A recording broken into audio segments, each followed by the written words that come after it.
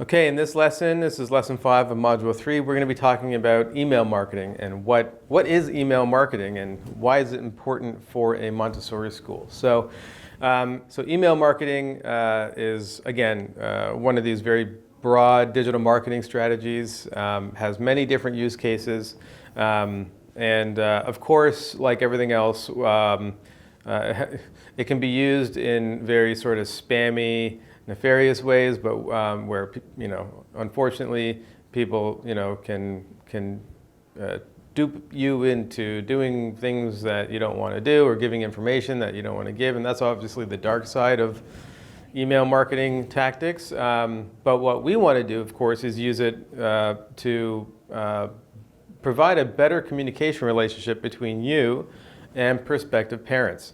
So how do we do that? Well, as we've talked about before, generating the traffic to your website, there's various ways you can do that. Facebook ads, Google ads, search engine optimization.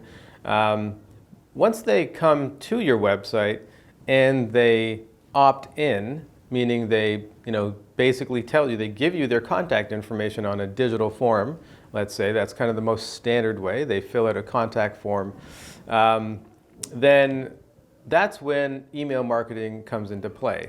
So we don't want to be using email marketing to just cold spam a whole bunch of parents in the area, right? So that's not going to, not only is it not kind of presenting yourself in the right way, it's also just not going to work. So once somebody has opted in to have you communicate with them and follow up with them, that's when email marketing becomes very relevant, and they've given you permission. So this is there's a great marketing guru called Seth Godin, wrote a book called Permission Marketing. I highly suggest reading it if you've got the inclination. And it's so essentially, once they've given you permission, now you can follow up with them because they have identified themselves as, first of all, let's say they clicked on a Facebook ad that was targeted to the right type of people in the area, and then they came to your landing page on your website, and they filled out the contact form, gave you their personal contact information. Obviously, this is somebody worth you to follow up with. The thing is, there's two sides there's two benefits to digital marketing. Number one, it's the type of communication that your prospective parents today are expecting and appreciate. It's how they communicate today. At the same time, it can be really efficient, and you can get incredible growth out of it by it working completely on its own, like an automated car. Okay, so that's the analogy I always give about managing the communication from the point of a parent identifying themselves as like, hi, I'm somebody that's interested in the school, here's my information, please show me how to learn more about the school. At that point now, there's some steps to get them into the school for a tour. So this is the really critical time. This is the really sensitive time with communication with prospective parents. And this is, unfortunately, across the Montessori world, the biggest knowledge gap. So if you can even just do a little bit of this the right way, you're gonna see a great result. Because in this, there's the top of the funnel, right? Then there's the middle of the funnel, and then the bottom of the funnel I've talked about before. The top of the funnel is traffic coming in from multiple sources, whether it's organic from Google or paid traffic from Facebook ads, let's say. Once they opt in, that process, right, we've talked about what you want to say to those parents. So I'm not going to get into that right now, but I'm going to talk about how you want to deliver that message to the parents. So they opt in.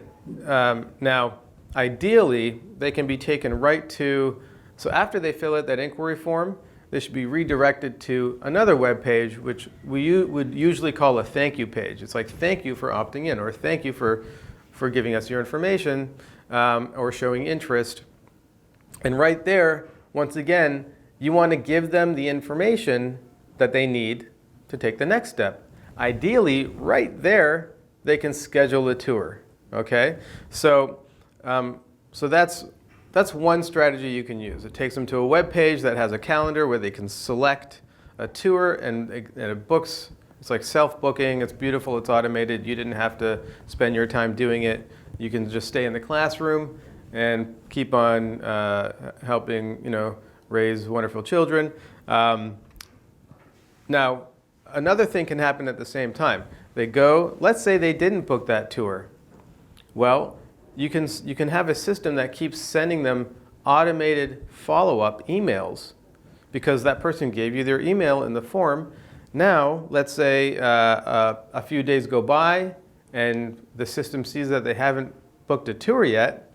Okay, great. So the system can say, okay, 2 days have gone by. I'm going to send an email to that parent, and it's going to remind them that they're interested. There's so many reasons why parents fill out an inquiry form and then abandon the process. You're going to see a drop-off. It's like, never expect that every parent that fills out an inquiry form on your website is going to end up in your school for a tour. It's actually going to be a small percentage of them because of so many reasons. So they opt in, they didn't book a tour yet, and a few days have gone by. So you want a system that automatically follows up, sends an email to that parent and says, hey, thanks again for showing interest. Here's some cool information about our school, and please click here to book a tour. You want to try as much as possible to avoid having to do phone calls at this stage. Some schools really like to call and speak to somebody before they come in for a tour. I actually advise against it because that creates an opportunity where you're more likely to actually give them too much information or say things. It's a very sensitive time for the prospective parent at that point, and I would suggest letting the system automate it, having things set up the right way in a very standard process until the point when they're in the school. Because what's so interesting about Montessori schools, I've been working with hundreds of them, and I can see across the board some very, very stark consistencies. The people that run Montessori schools, there's a certain culture and sort of profile of a person that loves to do that. And when a parent comes into a Montessori school, nobody has to be a salesperson. You don't have to sell them. All you really have to do is show them what's going on. And across the board, schools have a 70 to 80% enrollment rate once parents get into the school. Now, it's getting into the school, which is the hard part. This is what every school tells us. Once they get into the school, they love it. We don't have to do any weird sales tactics. We just show them what's going on. They see the kids. They see the environment. It all snaps into place. They feel it. They touch it. They smell it. They see it. They hear it. And they're sold. I mean, it sells itself. That's what your school is going to do. That's what a great school does. But the person that makes that environment such an incredible, magical educational environment that just sells itself to the parents, that same person generally is not the one that's really great at marketing. That's, there's different kinds of people in this world. I tell people all the time, I'm pretty good at the marketing thing, but keep me away from being a teacher in a classroom. Not going to be good for anybody. I'm a certain type of person. You want the right people in the right seat on the bus, so to speak. So this point of a prospective parent showing interest and coming through the process until they get into the school for a tour or an open house, which is also a really good idea, to have regular open houses because they're more efficient. So when you do that, you want to wait until they're in the school before you really try to develop too much of a personal relationship. Again, reason being is because the parent is making a massive decision. This whole, checking out different schools for your kids, going to tours and open houses, trying to gather up the information. It's exhausting physically, it's exhausting emotionally, it's stressful. It's like a massive decision, right? After deciding who you're going to marry, like where you're going to put your children in school is maybe the next biggest decision that you're going to be making, right? Especially if you're going to be paying for private school. Not just big implications on your children's future, but big implications today on your checkbook. So this is a massive decision, and the bigger a decision somebody is making, the more sensitive the different stages of the decision-making process will be. So again, this is a massive decision. Some people take years to make a decision on who they're going to marry, right? And some people take years on a decision on where they're going to put their children. They start looking at it really, really early, and sometimes they wait too long. So that doesn't mean, when you're dealing with those parents, of course, they're even more stressed out because they waited too long and they have to make this massive decision. So it's all the more pressure. So I speak with experience, by the way. So you want to make sure that that stage of the communication process is happening in the most sensitive. You want it to respond the most sensitively it can to the mental place of that parent, the psychological state of that parent in regards to this decision. So actually, parents today at this stage in the process, when they haven't yet come into the school and they're trying to decide if they do want to, is what they're looking for more than anything is this a well-organized school? Is this a well-run organization? Are they efficient? Do they have their stuff together? Again, if your website's in shambles and the communication is a little bit off and maybe giving a little bit too much information, or it's just like too much information right now, things like that just send parents away, unfortunately, especially when they've got a lot of options to look at.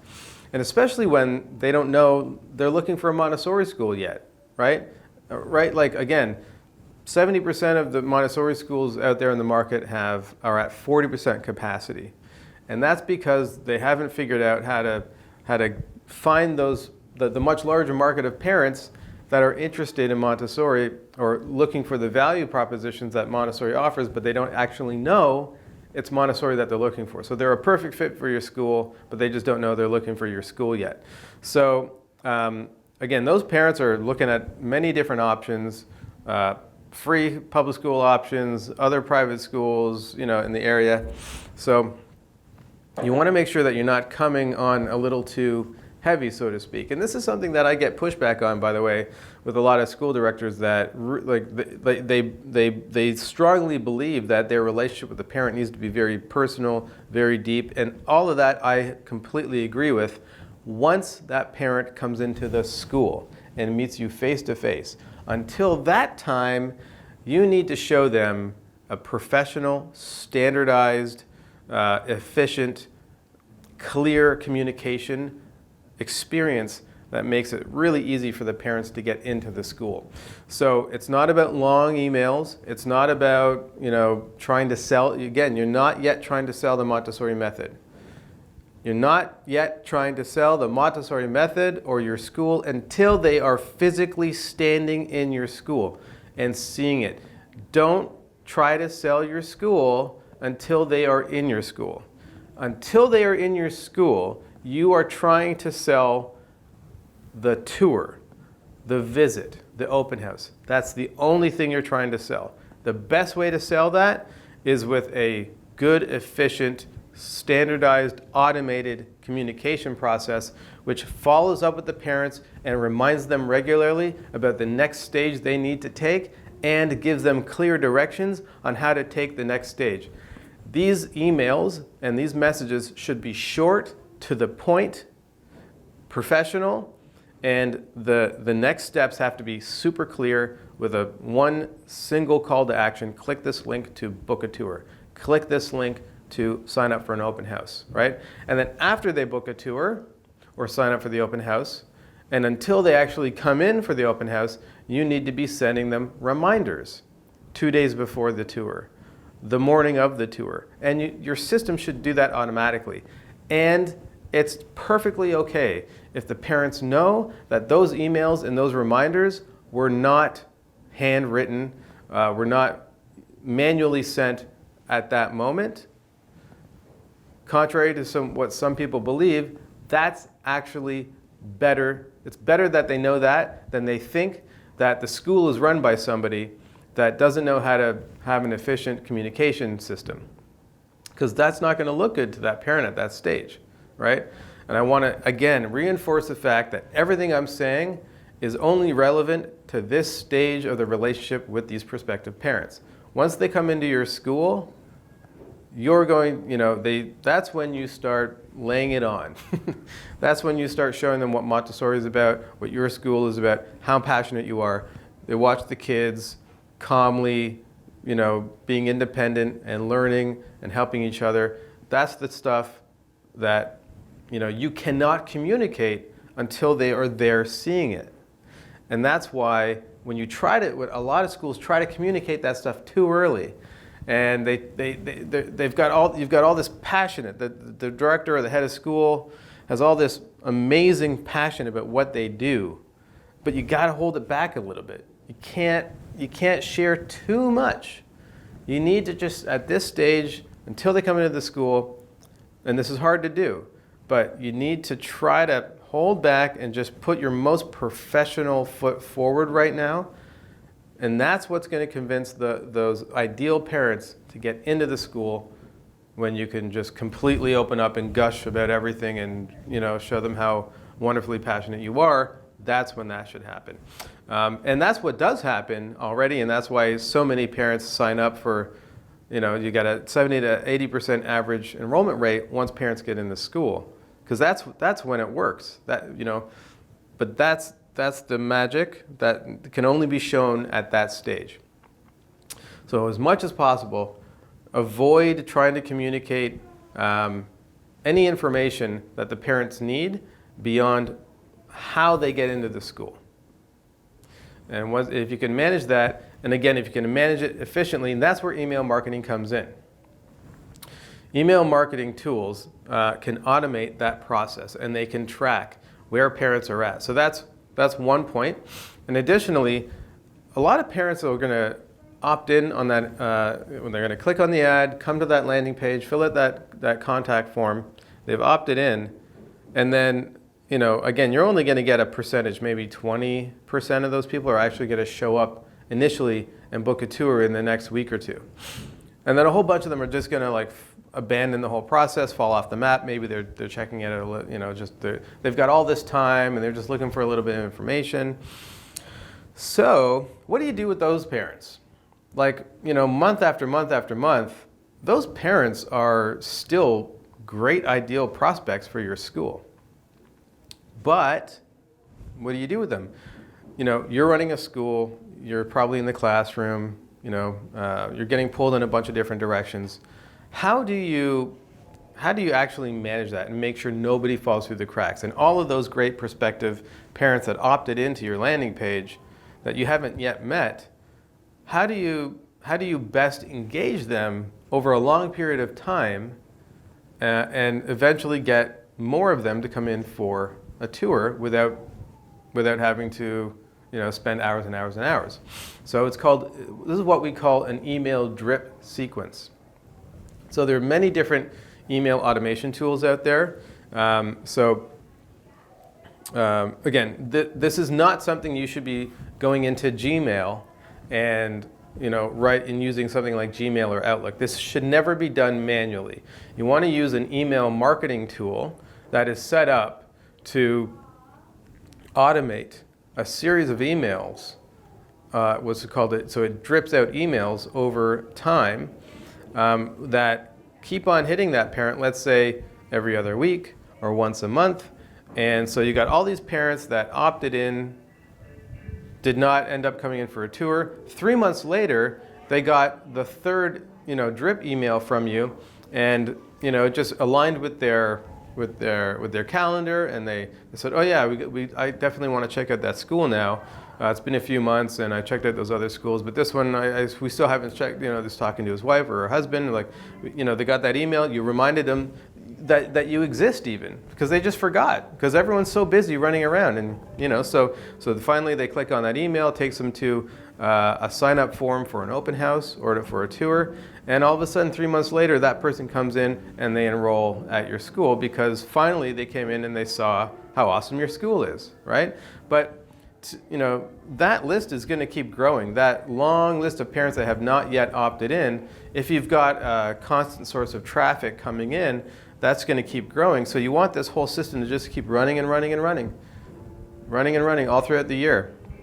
And what you're going to see is if you've had that system and it's running automated, then you're just going to keep on having tours getting booked and open houses signing up for without doing anything. All of that's going to happen when you're in the classroom or at home sleeping or doing other things, eating dinner. That system's going to keep running for you, and that's what every school should have. Should have a completely automated system that takes a prospective parent from the point of becoming aware of your school, opting in, like showing interest, opting in, and then finally coming in for a tour or an open house. That whole process should be automated until you have to show up for that tour or do that open house with those parents. And so really it should be like a set it and forget it. So to set that up, might not be that might sound like that's hard or that a lot of work goes into it. If you've got the right service and support team, not hard to do. Okay, so of course it's worth the investment. So you want to invest into that. Okay, and again, much like the website company that I suggest you work with somebody that will have a long-term relationship with you, so you always have support, and ideally they'll manage it for you. You can get the same relationship for your, and oftentimes it can be even the same service provider will set up that type of, what's called marketing automation to just keep on generating, those inquiries over time, and following up with that email marketing sequence that just keeps on generating inquiries. And if you ever need to make a change, you should just go to that service provider who you're paying on a monthly basis, so that they're always there for you when you need it and giving you great service. So again, that's really the best way for a Montessori school, and not even the best way, this is the way for a Montessori school to efficiently keep themselves full and keep on getting enrollments without even having to pay more and more and more. So let's say at one point you invested a certain amount of money into Facebook ads over, let's say, a 3-month period. So I'll just break down some numbers. Let's say you put $1,000 into a Facebook campaign, and let's say that generates 100 inquiries. So those 100 inquiries, initially, probably only about 10 of those people from the 100 inquiries that actually filled out that contact form are going to eventually on their own end up booking a tour. But then, so let's say in the first week or two, only about 10 of them are going to end up booking a tour or coming to an open house. But then there's 90 people that the system can just keep on following up with. So over the year, you might get another 20% of those people to come in, book a tour, and then again, have a 70% enrollment rate. So that would mean, if you break down the numbers, $1,000 on the ad spend could generate about 12, on average, about 10 to 12 enrollments. So that would be somewhere between $80 to $100 per enrollment if you have a system that's running and you didn't have to do anything except for show up for the tours and show up for the open houses. Basically, you as a Montessori director or admin should be focused on what you love doing, educating children, educating parents, talking to prospective parents about your amazing school. That stuff is the fun stuff. And this boring marketing stuff should be automated and set up by people that are experts, so that you don't have to spend your time doing something that you don't love.